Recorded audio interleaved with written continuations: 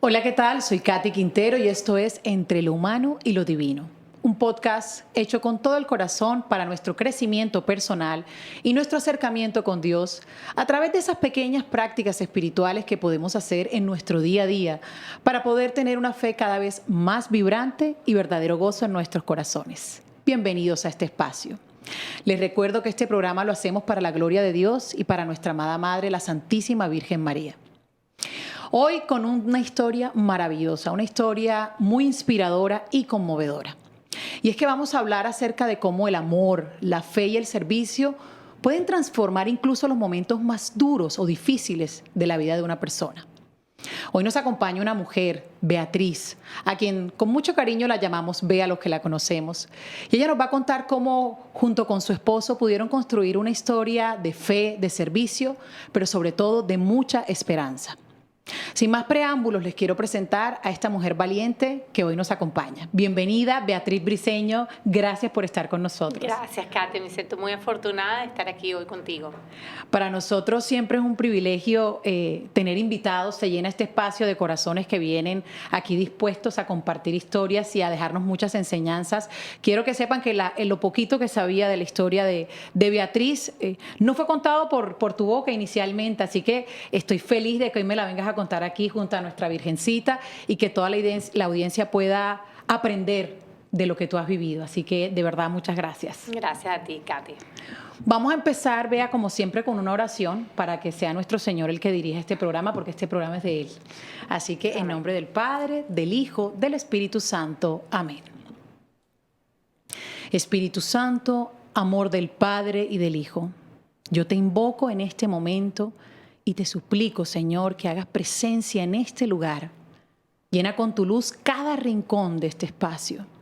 Bendice a todos los que hacemos parte de este programa, tanto delante como detrás de cámaras, y por supuesto de nuestra invitada y nuestra audiencia. Señor, hoy te pido paz, sabiduría y fuerza. Quiero mirar al mundo con ojos llenos de amor. Ayúdame, Señor, a ser paciente, compasiva, empática, humilde, para poder ver a mis hermanos más allá de las apariencias como los ves tú mismo, Señor, y así poder apreciar las bondades de cada uno de ellos. Cierra mis oídos de toda murmuración y guarda mi lengua de toda maledicencia. Que solo los pensamientos que bendigan permanezcan en mí. Hoy, Señor, quiero ser tan bien intencionada y buena que todos los que se acerquen a mí puedan sentir tu presencia. Revísteme de tu bondad y haz que durante este día yo te refleje. Amén. En el nombre del Padre, del Hijo, del Espíritu Santo. Amén. Y ahora sí vamos a entrar en materia y quiero empezar con un versículo, Pedro 1 del 4 al 10, que dice: cada uno debe poner a disposición de los demás los dones que ha recibido como buen administrador de la gracia de Dios. Mira qué hermoso esto, y es que debemos recordar, Bea, siempre que venimos a este mundo a servir y no a ser servidos. Hay una frase muy hermosa que marcó mi vida de la hermana Sor Teresa de Calcuta cuando dice: es que las manos que sirven son más santas que los labios que rezan. Señores, vamos a ayudar.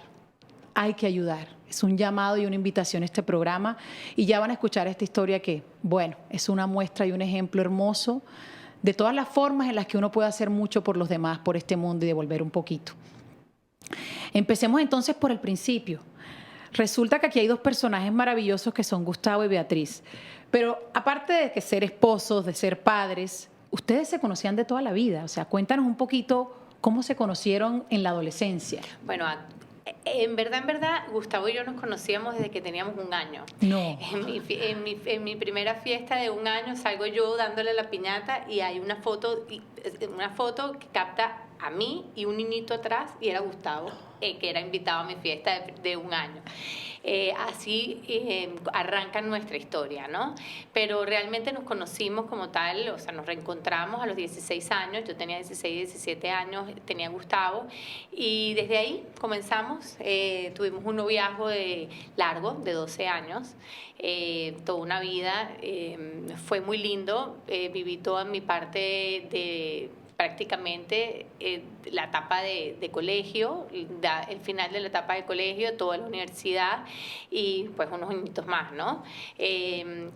Como siempre, fue un noviazgo con altos y bajos porque éramos adolescentes, ¿no? Pero lo disfrutamos mucho y en fin, yo trabajaba, él también, y después a los casi 29 años, pues decidimos casarnos, ¿no? Después que yo lo esperé, porque todo el mundo se casaba, y yo seguía ahí porque realmente, pues yo sentía en mi corazón que esa era la persona con la que yo quería compartir el resto de mi vida.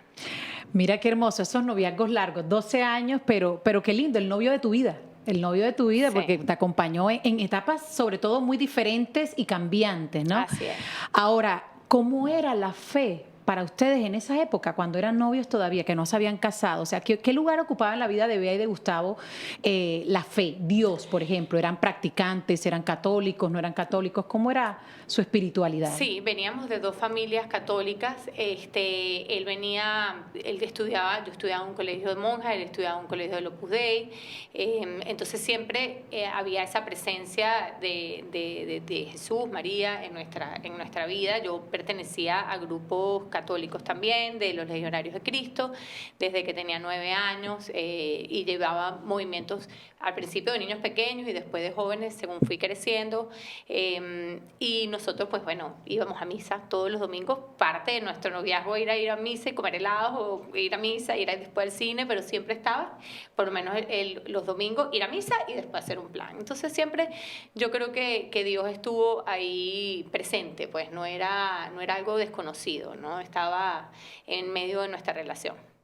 Qué lindo eso, que hacías parte de todos estos grupos y que estabas involucrada con otras personas como para guiarse en el camino de la fe. Bea, una pregunta, ¿ustedes se casan, tienen hijos, se mudan a este país? Cuéntanos un poquito cómo fue el proceso, en qué momento lo decidieron y si tus hijas ya nacen acá o nacen en Venezuela. Nos casamos, Katy, y duramos un año en Venezuela y después yo me vine con mi primer embarazo acá y salí. Pues tuve a Fabiana, mi hija, nos regresamos un tiempo para Venezuela y después ahí mismo salí embarazada de mi segunda hija, Federica, y cuando me vine aquí, el país ya de Venezuela se puso un poquito tenso y decidimos quedarnos un año, lo cual ya vamos por 15, ¿no? Y bueno, sí, nos quedamos aquí, nació nuestra tercera hija, Fernanda, también aquí, y empezamos a hacer esa vida, pues, de inmigrantes aquí en Miami. Al principio, pues, no fue muy fácil porque no había la cantidad de personas que hay ahorita, entonces eran como un poquito sola, ¿no? Había una o dos amigas mías aquí, pero no había como esa cantidad de gente que ahorita, pues, está toda la familia, etcétera, ¿no? Nosotros nos vinimos en el 2009. Bueno. Y a nivel espiritual, por ejemplo, y te lo pregunto porque fue una experiencia que yo también tuve, cuando uno llega aquí, no solo la falta de amigos, sino de una comunidad en la que puedas pertenecer a nivel espiritual. ¿Cómo fue ese cambio para ti, que venías de Venezuela, de estar toda la vida como involucrada con tu iglesia, de ser parte de participar? ¿Cómo fue ese cambio acá? Sí. Ya cuando llegamos aquí, yo creo que recién casados, pues bueno, seguíamos yendo a misa, pero Dios no estaba como en el centro, o sea, como decir, no era lo importante. Sí íbamos a misa, sí, normal, pero ya yo había dejado de, pues, pertenecer a estos grupos, porque ya me había venido para acá, porque ya habíamos crecido. Entonces, bueno, un poquito alejada ahí, un poquito tibia, como diría, ¿no? En esta parte de los dos, de la parte de la religión. Y yo sentía, yo cuando llegué a este país, como te digo, mucha soledad. Ahora, Katy, le puedo ponerle nombre y apellido a eso. Yo estaba viviendo un duelo de país, una nostalgia de haber dejado mi familia, de haber dejado mis amigas, de haber dejado una vida que yo pensaba que yo iba a hacer en Venezuela. Y entonces yo creo que yo tenía ahí un poquito de un vacío y como que lo fui llenando en cosas como cursos que me invitaban, que no eran necesariamente pegados a la religión católica, y yo había algo dentro de mí que decía, es que aquí no soy yo, aquí hay algo que no me da paz, ¿no? Entonces yo trataba de buscar como más paz, y entre más paz trataba de buscar en meditaciones, en en grupos que realmente donde no estaba Dios, yo sentía, en vez de sentir paz, sentía más intranquilidad. Hasta que un día una amiga mía me invitó a un retiro y a partir de ahí pues fue un despertar, o sea, me invitó al retiro de Maús y cuando yo me senté en ese retiro esos 3 días, yo encontré lo que yo estaba buscando y no era que lo encontré, era que me di cuenta que Jesús estaba conmigo y que nunca me había abandonado y que dónde estaba y me dijo, aquí estoy, esto es lo que te hacía falta, mi niña, ven para acá otra vez. Y yo veía a esa gente en ese retiro sirviendo y decía, si esto es lo que aquí pertenezco yo a servirte, o sea, si yo siempre te he servido, ¿por qué no este no es el camino, no? Entonces yo me di cuenta que esa invitación que me hizo mi amiga, la realidad no me la hizo mi amiga, sino que me la hizo Dios para reencontrarme y para recibirme, así como el hijo pródigo, aquí estoy otra vez, ¿no? Aquí te recibo, aquí te abrazo, y desde ese entonces, pues, mi vida tomó Viene un giro importante. Me encanta todo lo que acabas de decir porque ese es el mensaje con el que vamos a cerrar esta primera parte del programa. Señores, Dios siempre está con nosotros, incluso cuando creemos que no lo sentimos y creemos que no lo escuchamos, Él nunca nos abandona. Vamos a una pausa, pero ya regresamos aquí entre lo humano y lo divino. Bienvenidos de nuevo a Entre lo Humano y lo Divino y aquí seguimos hablando con este tema maravilloso que hemos titulado Sirviendo para Sanar. Miren qué importante y cómo podemos encontrar herramientas en nuestra espiritualidad y en nuestra fe que nos pueden ayudar para seguir adelante y hacer de nuestra vida un montón de momentos transformadores, no solo para nosotros, sino también para los demás. Y bueno, estábamos hablando con Bea de este retiro maravilloso de Emaús, que obviamente no vamos a contar los detalles porque no podemos, pero que es una experiencia que todo el que lo hace, yo también lo hice, nos marca de una manera tan positiva y es como un reencuentro con nuestra fe y con nuestro Señor. Ahora, tú me estás hablando de esta alegría, de este gozo en el que tú estabas de reencontrarte. ¿Y qué pasaba con Gustavo? ¿Cómo él veía todo esto que estabas haciendo? Porque eso lo hiciste tú solita, no con él. Cuéntanos un poco qué pensaba él de esto. Sí, bueno, realmente no fue tan fácil, ¿no? Porque cuando yo salgo, pues ya uno sale como encendido y quiere comerse al mundo y decir, o sea, como que no, la gente no entiende por el proceso que tú estás pasando, ¿no? Y Gustavo sí sabía que yo siempre era una persona que yo iba hacia misiones, él me conoció así, ¿no? Pero cuando yo salgo encendida otra vez, él dije, wow, ¿qué es lo que pasó aquí? Y él siempre con esa intriga de qué era lo que había pasado en Emaús, que a mí, cuando yo salí como, ¿no? Con esa llama tan fuerte. Gustavo, en ese momento, la hermana de Gustavo estaba pasando por un cáncer agresivo y nosotros éramos los que cuidábamos a mi cuñada y era su hermana mayor, Gustavo, hijo de 7 hermanos, ella era la hermana mayor, pero él era como si fuera el mayor de los hermanos, él era el que la protegía, ¿no? Entonces nosotros dos estábamos ahí, yo salí con los rosarios y entonces hay que rezar y toda la comunidad, y ahí empezó, Katy, como ese primer saboreo de la comunidad en la que yo empecé a pertenecer y cuando uno viene de este destierro y empieza a ser una comunidad y una comunidad en Dios, dice que es muy sano, ¿no? Entonces yo quería estar con la gente de la comunidad de Emaús y a mí me daba mucha paz porque yo estaba pasando por un proceso muy fuerte, que era esto de la enfermedad de mi cuñada y acompañarla. Y Gustavo me veía como una loca, me decía, vete con tus amigas de Emaús, o sea, cuando se desesperaba o no entendía, y que es esa secta donde tú estás, ¿no? Entonces yo llegaba para la iglesia de San Agnes y nos abrazábamos los hermanos de Emaús y él, o sea, él se encrispaba los pelos, o sea, que no podía conmigo y mis hermanos Reacio de Emaús total. y los hermanos de Emaús y entonces y él se fue como apartando, más que eso, como que iba como, vete tú sola. Entonces la gente pensaba que yo no tenía esposo, que él era invisible. Yo tengo un amigo que me decía, es que tú hablabas de tu esposo y yo juraba que era un cuento, porque yo no es que es mi esposo, y nunca se veía el esposo, porque él me dejaba a mí sola. O sea, creó una barrera con respecto a ese grupo, digamos. Una barrera, y seguíamos yendo para misa, obviamente, porque eso era una parte de nuestra tradición y nuestra parte de nuestra rutina, pues, ¿no? De matrimonio, de personas. Pero cuando se acercaban los amigos de Emaús, él salía corriendo. Y entonces, yo Entonces yo me sentía sola en este camino, porque yo decía, pero es que es aquí, en Dios. Y entonces la familia de mi esposo, muy creyente, mi suegro, él me entendía un poco, pero todos los demás me veían como Está loca. fanática, fastidiosa.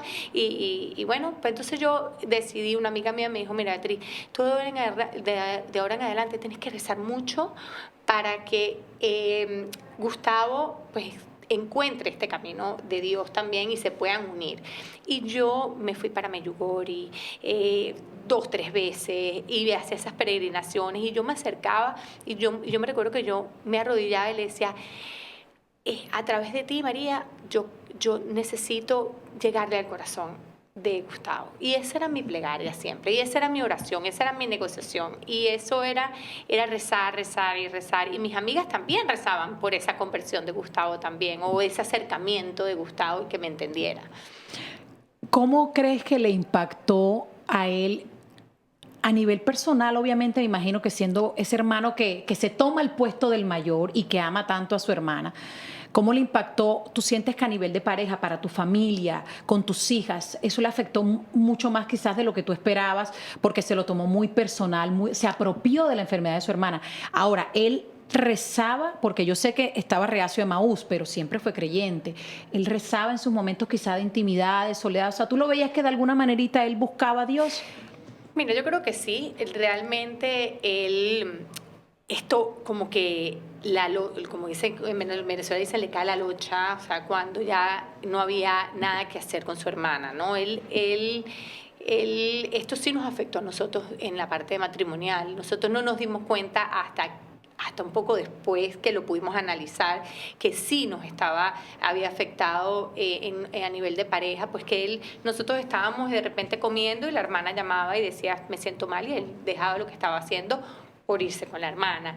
Y de repente estamos en un viaje familiar y ahí salía una cita médica en donde se estaba tratando y él me dejaba donde yo estaba y volaba con la hermana. Entonces, sí había esto. Entonces, la hermana de Gustavo, ya en una etapa final de su cáncer, pues yo también era la acompañante de ella, ¿no? Porque entonces también, para estar con él, yo también... y además ella era como una hermana para mí, entonces los dos también como que un poco apartados en matrimonio, pero enfocados en ayudarle y acompañarla. ayudar en esto. Y bueno, ahí viene también parte cuando la acompañaba y veía mucha gente que le faltaba esta parte de oración en los hospitales y Gustavo pues sí, rezaba y acompañada, de repente yo me veía rezando el rosario, pero sí, él acudía cuando un momento de angustia nada más, o sea, cuando nos iban a dar un resultado, me decía, saca el rosario ahí ese que tienes tú de tus hermanitas de Emaús. Y entonces yo calladita, la boca siempre me recordaba a mi amiga que decía, Beatriz, humildad, usted callada, nunca regaña a nadie por no rezar, esto es un camino individual donde tú vas a rezar también por su conversión, y él llegará. Y así fue, Katy. O sea, la hermana de Gustavo tristemente fallece y eso fue un golpe muy, muy duro para él, para la familia, para mí, porque ya te digo, teníamos 12 años de novio, o sea, yo era parte de esa familia, era una hermana. ¿Crecieron juntos? Yo crecí juntos, crecí con ella, ¿no? Entonces fue un golpe, pero ya ahí en nuestro matrimonio había algo que no estaba bien, o sea, porque nos habíamos separado, distanciado claro, la situación. no nos habíamos dado cuenta de ese distanciamiento, ¿no? Y bueno, ahí muere y yo, pues, la comunidad de Emaús, él ve cómo me recibe, cómo me abraza en un momento de dolor y él a eso le tocó. Ahí hay un primer toquecito a ese corazón. Le tocó y entonces recibimos, así como mi amiga me invitó a retiro de Emaús, nos invitaron a un retiro matrimonial. Y él me dice, mira, sus papás estaban pasando por un momento de dolor y alguien les dice, mira, yo creo que a tus papás le vendría muy bien este retiro matrimonial, porque bueno, también les pasó también, o sea, había un movimiento en la familia donde nos abocamos todos a esta enfermedad. Y él dice, vamos a acompañar a mi papá y a mi mamá, yo siento que a ellos les va a hacer bien. Yo creo que él lo quería hacer, pero no quería admitir que quería ir a un retiro, ¿no? Y entonces, Katy, cuando llegamos a ese retiro matrimonial por mis suegros, algo pasó en ese retiro matrimonial que el Espíritu Santo tocó su corazón de una manera que así como yo salí de Maús, con esa llama, él recibió, y él a partir de ese retiro fue su camino a su conversión. Y él lo dice, o sea, no fue Maús, él luego hizo Maús. Pero ahí fue cuando él dice, aquí fue. Y entonces empieza él a involucrarse, porque también venía con un proceso de duelo, y ahí es donde yo te digo, el duelo abraza, la comunidad abraza, el duelo es algo que transitarlo solo es muy difícil. Entonces su duelo lo abraza con la oración y con esa transformación que venía del convenio matrimonial, hace Maús y empieza su camino espiritual, abrazados de esta gran comunidad de Maús y del convenio matrimonial. ¿Cómo impacta a tu matrimonio que Dios se convierta ahora sí como debe de ser en el centro de ese hogar? Porque me imagino que es que es un vuelco total, ¿no? Cuéntale un poquito a la audiencia. Entonces, claro, Dios empieza a ser el centro, porque cuando uno mete a Dios en el centro del matrimonio, pues todo cambia, ¿no? Es como boom.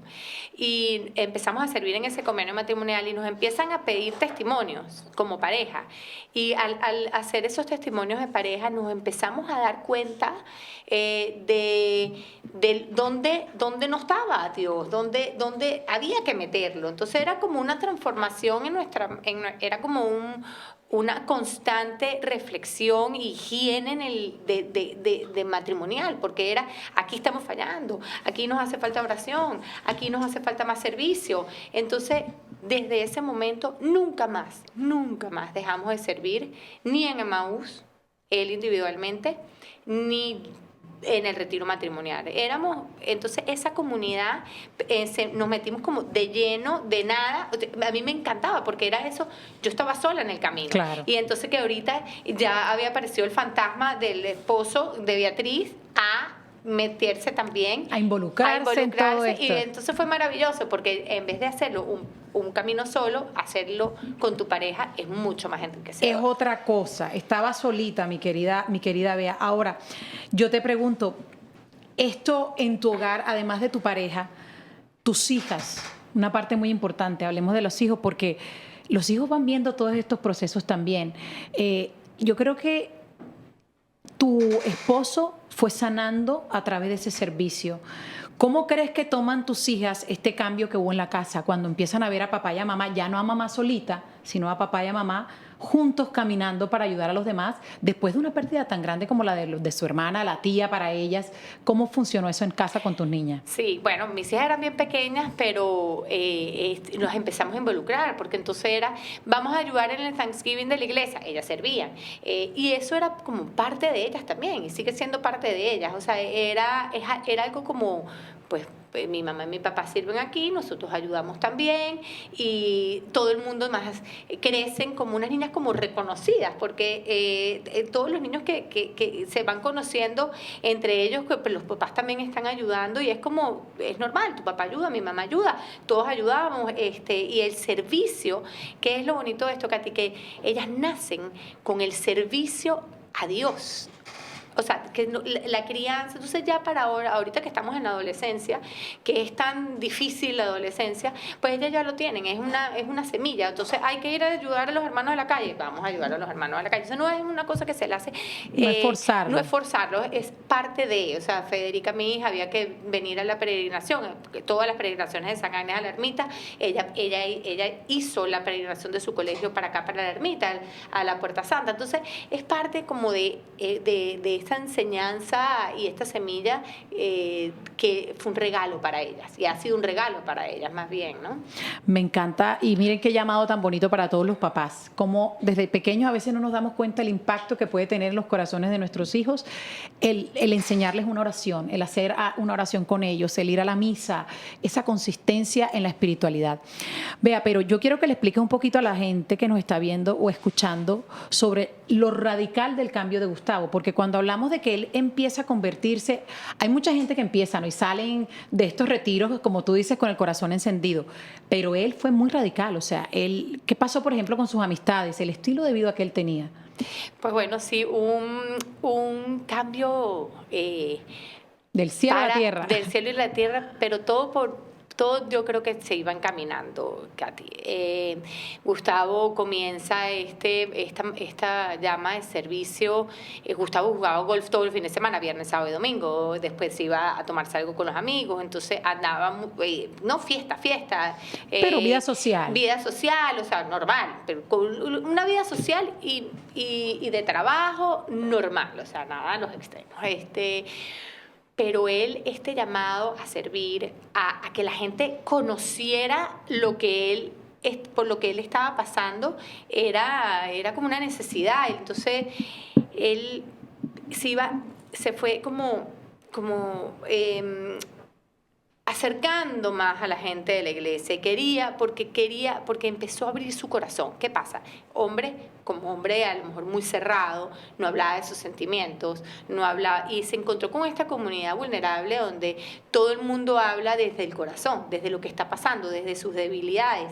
Y él viene con su dolor de su hermana y empieza a abrir como ese corazón trancado que nunca había hablado de sus sentimientos, y empezó a hablar de los sentimientos y entonces había algo que ya no era él, o sea, no quería estar tanto con una parte de él seguía jugando golf, seguía con sus amigos, pero más le llamaba la atención, si había que servir a las monjitas a las 5 de la mañana, él prefería irse a servir que a la partida de golf. Y entonces esa parte de él se fue llenando del amor de Dios y él estaba feliz, y quería que todo el mundo pasara, pero yo le dije un día, te voy a dar un consejo.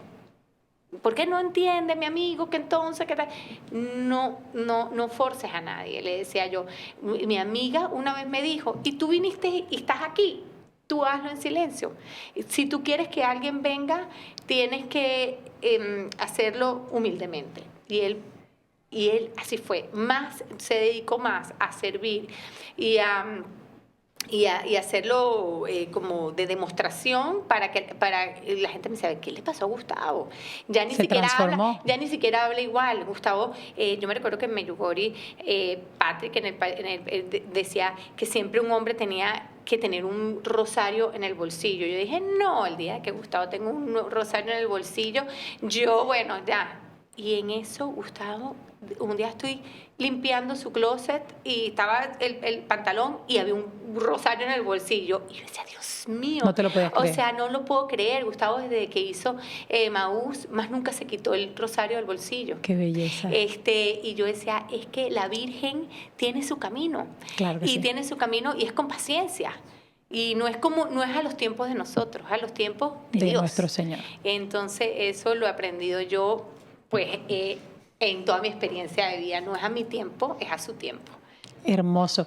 Miren qué bello pero del cielo a la tierra, poco a poquito, pero la Virgen te fue ayudando y lo fue llevando. Ahora, aparece un personaje aquí muy importante, próximamente será canonizado.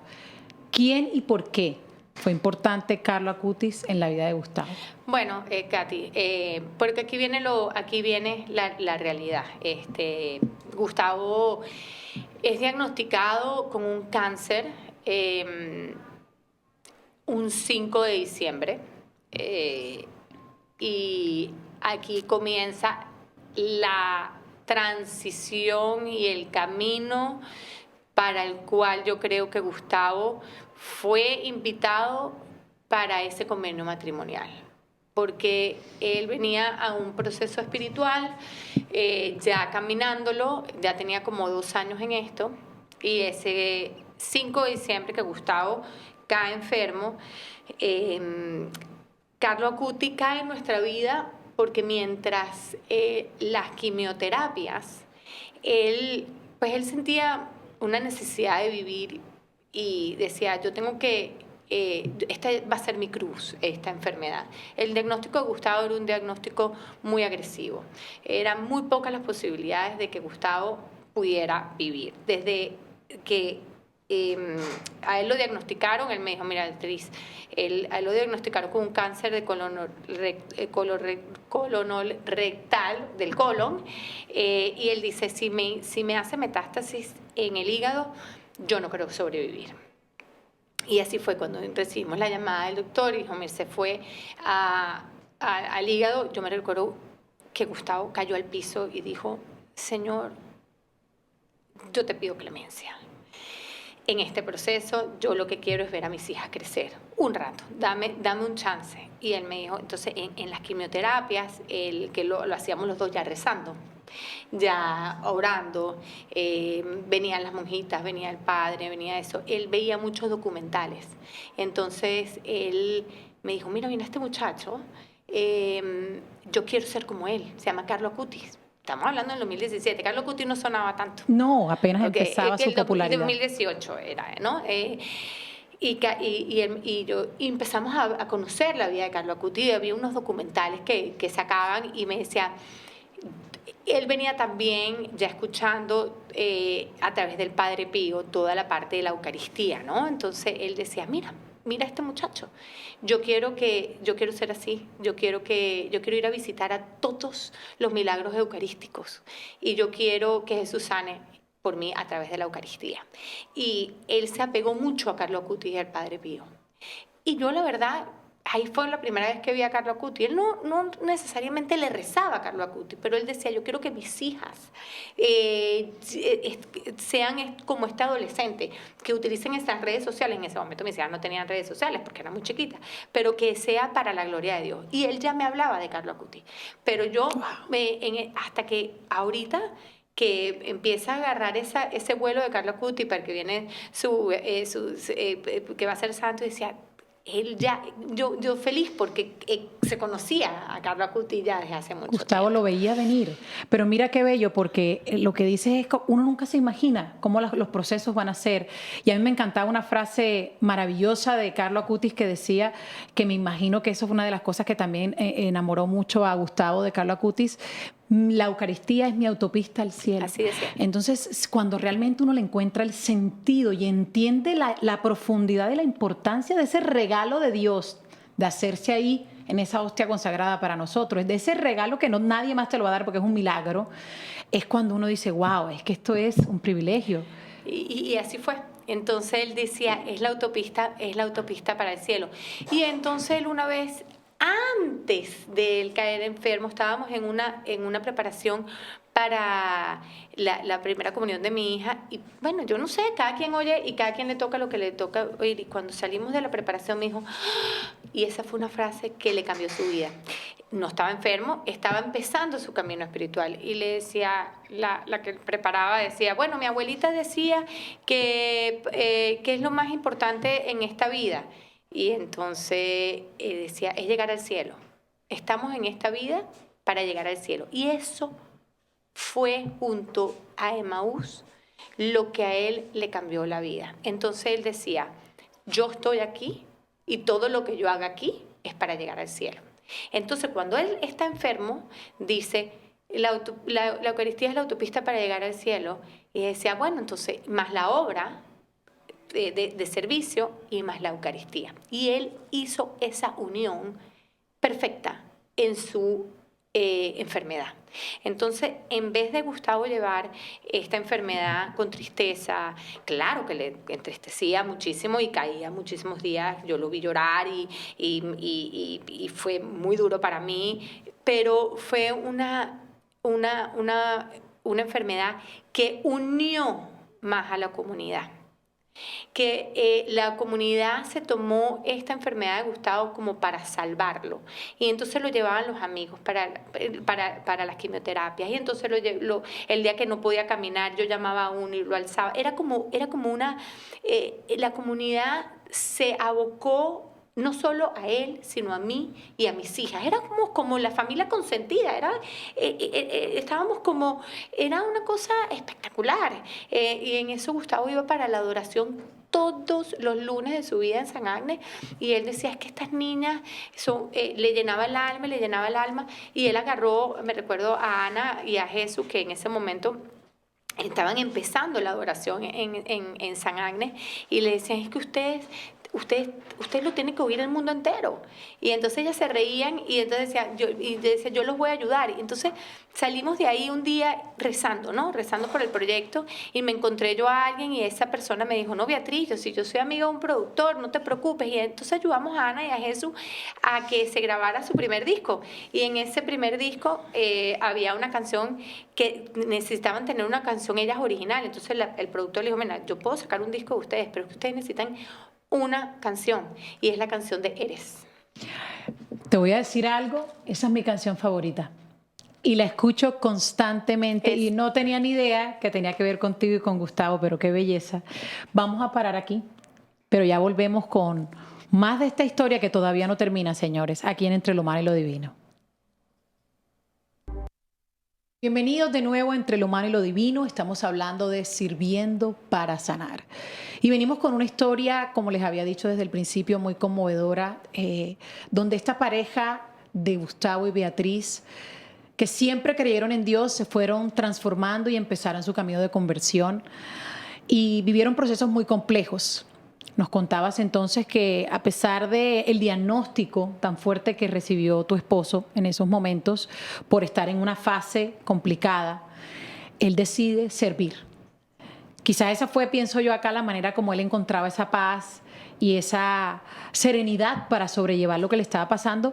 Pero ¿sabes qué pienso yo también, Bea? Que él estaba encontrando una manera de cumplir su propósito en ese momento y dejar una huella en el corazón de tanta gente. Cuando me decías que él le habían escrito incluso esta canción de Eres, las chicas de la adoración, él no solamente siguió sirviendo, sino que iba, daba testimonio, adoraba, o sea, se convierte literalmente toda su vida gira alrededor de su espiritualidad en todo este tiempo. Cuéntanos un poquito más de lo que él vivía ahí. Y con ese dolor que sentía, Katy, porque sabía que se iba a morir. Yo creo que él tenía mucha esperanza de vivir, pero él se sentía mal, y sin embargo hay que ir a la adoración. Hay que hacer todos los esfuerzos físicos porque habían rosarios para él. Y él decía, hay veces que su cuerpo no daba, y él decía, y ya yo estaba cansada, yo me cansaba físicamente. Y él era el que me jalaba a mí y me decía, hay que seguir rezando. Viene fulano a hacer un rosario, viene el padre a poner en la imposición de manos. Y él con esa esperanza, pero él lo hacía porque también sabía, porque hay algo que pasaba también, que los grupos en la parroquia se fueron uniendo, porque hay grupos así, ¿no? Como todo en los trabajos y eso. Entonces, todos los grupos, a pesar de todo, se unieron, y el centro era Gustavo. Entonces, habían grupos que nunca convivían unos con los otros y convivían juntos porque él era el centro. Y él tenía ese carisma, él tenía ese don, él tenía ese talento que Dios, ese don que le había regalado, ¿no? El Espíritu Unió Santo. personas. Y él unió muchísimas personas en la parroquia y en la comunidad, y gente se empezó a convertir. Él iba a los testimonios y daba testimonios en Emaús, y nosotros, imagínate, cargado, el último convenio matrimonial, él lo cargaron para poderlo sentar y para poder él dar un testimonio donde él se abrió completamente y dijo cosas que yo yo volteé y decía, es que esto es una obra de Dios que él quiera. Y muchísima gente cuenta hoy en día que el testimonio de Gustavo cambió su vida. Viviéndolo también, como él estaba enfermo, iba a servir, pues sus amigos empezaron y su familia empezó, y todo el mundo empezó a ir a Emaús, porque decían, si él está así, hay algo que nosotros no estamos viendo. Y entonces empezó esa ola de conversión de muchísima gente, de muchísimos amigos que hoy en día siguen muy activos y los siguen trayendo a vida, porque bueno, fue un proceso de un año muy fuerte, yo siendo mamá, esposa, acompañante y con mucho dolor, pero también con esa esperanza. Pero Gustavo, hubo un momento dado que Gustavo hicimos una peregrinación y en el Padre Pío, él llegó a ir, ese era su sueño, ir a Medjugorje, ir al Padre Pío, antes de una operación que él tuvo importante, y él en el Padre Pío, en Medjugorje ya hubo un llamado de la Virgen que él después me cuenta y dice como surrender, o sea, aquí estoy yo para abrazarte, ¿no? Y en el Padre Pío él entiende que su camino y su conversión, y que su camino no es la sanación física, sino espiritual. Entonces eso fue como en mayo, junio de ese año, del año 2018, y desde esa peregrinación comienza él a saber que su camino no era, sin rendirse, por supuesto, hasta el final, pero él entiende que su conversión, su sanación era espiritual más que física. Y es cuando ahí uno va viendo cómo Gustavo va encontrándose, además con este tema de la Eucaristía, de la autopista para el cielo, teniendo su comunión diaria, y él va uniéndose a la cruz del Señor hasta sus momentos finales. Gustavo sí sufrió mucho físicamente, pero todo su proceso de enfermedad lo llevó con mucha paz. Y porque él sabía lo que estaba pasando alrededor, todos los pequeños, ahí es donde yo digo la mano de Dios, ahí cuando dice, bueno, pero Dios mío, ¿dónde estás? Y cuando tú te sientas a ver todo lo que está pasando, Dios está ahí. Y él sabía todo eso. Él me decía, Beatriz, es que la sanación no viene es física. Tú tienes que entender que mi sanación es espiritual y es para gloria de Dios. Entonces, fue muy difícil porque yo lo veía a él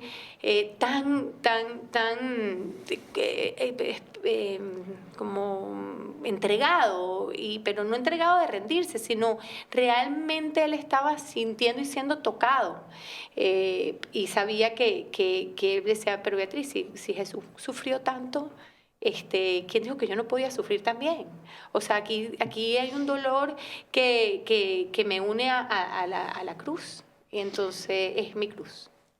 ¿Cómo finalmente pues llega al final de sus días?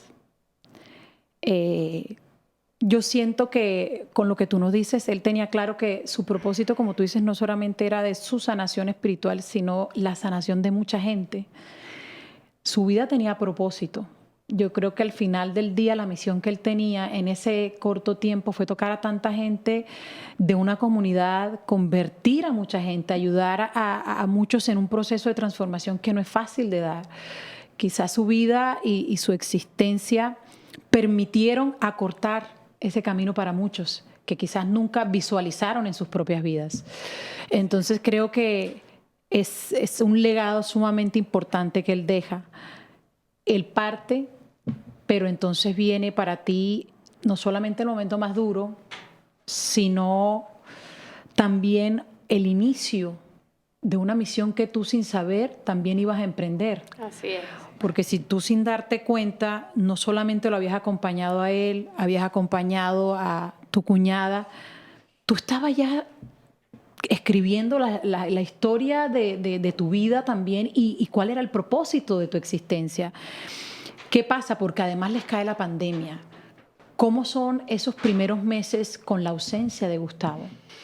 Bueno, entonces empieza lo bueno, como diría, ¿no? Digo, bueno, yo viuda de 40 años, con 3 niñas chiquitas por debajo de 10 años, y yo, ¿y ahora qué? ¿Quién podrá defenderme, no? El duelo es algo que no se habla mucho, porque trae mucho dolor, y a la gente no le gusta hablar mucho de sus dolores, ¿no? Entonces, pero como yo venía siendo muy acompañada, todo giraba alrededor de Gustavo, de mí, de las niñas, y de repente muere Gustavo, muere en paz, lo cual eso Katy, para mí fue una gran ayuda y ha sido una gran ayuda porque Gustavo prácticamente a las 3 de la tarde, hora de la Divina Misericordia, que él rezaba con tanta pasión y con tanto fervor, a las 3 de la tarde se volvió y me dijo, ya no más, ya no más. Me dijo, ya, yo estoy bien y tú vas a estar bien y yo voy a estar siempre, pero apaga la luz, apaga las cortinas y déjame ir, Beatriz. La Virgen ya me va a recibir. Él sentía desde ese viaje a Medjugorje que la Virgen, me lo dijo, la Virgen me va a recibir. Él ya yo lo sé. Entonces eso fue para él una paz tan grande que para mí el momento donde él muere, claro que es doloroso, muy doloroso quedar a los 40 años con 3 niñas sin saber nada, porque Gustavo, yo dejé mi vida de trabajar, para ser madre, para acompañarlo a él, para montarme en el barco de venir para Miami. Y yo decía, ¿ahora qué? Mi familia estaba en Caracas, yo estaba sola aquí y fue un dolor muy grande, era un diciembre, entonces claro, la familia estaba aquí, todo el mundo se fue. Pero hay algo muy importante, Katy, que yo mencioné, pero no terminé de contarte, era que cuando en esos pasillos donde yo rezaba acompañando a mi cuñada en su lecho de muerte, yo sentía que había una necesidad de acompañar a pacientes, a familias que estaban pasando por un dolor, y yo comencé un camino de estudiar para ser acompañante espiritual. Me cayó un panfleto, así como el de Maús, así como que antes todo, de la muerte de antes Gustavo. de la muerte de Gustavo, antes de la conversión de Gustavo, antes de todo esto de Gustavo, yo recibí un panfleto porque Dios es misericordioso y y ahí es donde cuando uno se quita la venda y dice, ¿dónde estás? Aquí estoy, he estado contigo toda la vida en el panfleto, en esto. Y me invitan a hacer este curso que decía para la escucha y yo no entendía lo que era y yo me embarqué en eso y es un curso que me acompañó 4 años y es un carisma de la Iglesia Católica llevado por Inés Ordóñez y comienza mi camino de prepararme para ser acompañante espiritual. Entonces ya cuando Gustavo se muere, yo estaba terminando, me faltaban 4 meses para terminar. Entonces, Dios te había preparado. Y esa comunidad que era de mis compañeras, me acogió, me escuchaba, yo podía desahogar mi corazón. Es un programa que tiene para ser ministro de escucha, para ser acompañante espiritual, es un recorrido del corazón. Y ahí empieza todo esto que estás haciendo. Hasta el día de hoy. Hasta el día de hoy. Vea, la gente tiene que entender y saber algo muy importante. Tú estabas, y por eso yo le puse este título a este programa, cuando hablábamos de la importancia del servicio, no es solamente, ok, quiero ayudar, tengo las ganas, voy a hacerlo, es entender que ella estaba pasando por un duelo y tú decidiste de alguna manera poner tu dolorcito a un lado para empezar a ayudar a otra gente, ayudar a personas que estaban perdiendo sus seres queridos durante la pandemia. Sí. O sea, lo que tú estabas haciendo era realmente admirable y te lo digo porque recíbelo con humildad porque yo sé que a ti quizás no te gusta que te digan estas cosas, pero te lo mereces y hay que decirlo porque eso es una inspiración para los que te estamos viendo y los que te están escuchando. Empiezas a ayudar a gente y te empiezas a sanar. Tú también en el momento que tú vas ayudando a otros te vas sanando. Hoy por hoy, que ha pasado tanto tiempo, que te diste cuenta que Dios te preparó para llegar hasta ahí, que estudiaste, porque ahora ya pudiste completar todas tus cosas, estás ayudando cada vez a más gente. ¿Qué le puedes decir a la gente que quizás te está viendo y están pasando por un duelo y no saben cómo lidiar con él? Sí, mira, el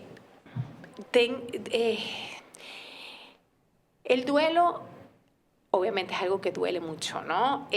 Transitar el duelo es importante, transitarlo verdaderamente cuando uno transita el duelo y se deja ayudar, porque es que la comunidad entra mucho en el duelo,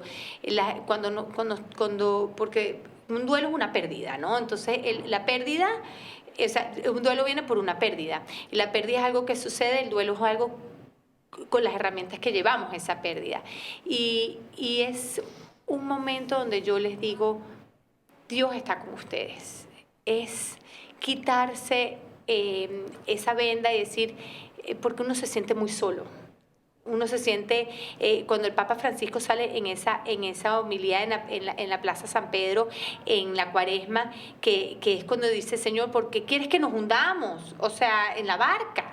¿Por qué si está, no, o sea, por qué no nos salvas? Él nos está salvando y hay que sentarse a saber que Él está con nosotros, que nos manda personas, que nos manda programas, que nos manda retiros, lecturas, que abran sus corazones, y que se dejen llevar por esas personas que están invitándolos a abrazarlos, porque a veces en el duelo la gente dice, es que ella no me entiende, no, sí, a lo mejor ella no te entiende, pero ella está ahí para abrazarte, es que la gente te dice cosas que a lo mejor lejos de ayudarte te hieren, pero esa gente lo que está tratando es de ayudarte, ¿no? Entonces es transitar ese dolor con la mano de Dios, y la mano de Dios es poder ver lo que hay alrededor, lo que sí tengo, lo que hoy dejarte llevar y también honrar la vida del ser querido que partió, y es decir, bueno, él no me quiere, y yo digo una cosa, si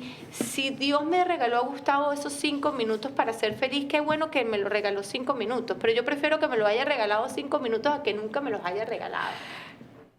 Bea, lo que acaba de decir son un montón de lecciones tan grandes para nosotros. Tu vida es un ejemplo de muchas cosas, de cómo realmente el servicio le da tanto sentido a nuestras vidas, y que debemos ser valientes en dar el primer paso, en no quedarnos con las ganas o con las palabras, sino de salir y actuar, incluso cuando no tenemos el apoyo de la pareja o de la familia. La vida de Gustavo creo que deja un legado maravilloso, no solamente para ti y tus hijas, que es un orgullo llevarlo porque qué belleza de esposo y de padre tuvieron, sino también para toda una comunidad que hasta el día de hoy los recuerdan con cariño, los recuerdan con canciones, y que su ejemplo es realmente sin precedentes para muchas personas. Yo quiero invitar a todos los que están en casita a que, como dice Bea, utilicen todas las herramientas que tienen para salir adelante. La oración, la palabra, la Eucaristía, los retiros. Hay un montón de cosas que nos pueden ayudar. El Señor siempre está tocando la puerta. No nos hagamos los de la vista gorda. No nos hagamos los de los oídos tapaditos. El Señor te está buscando. Dile que sí. Da el primer paso.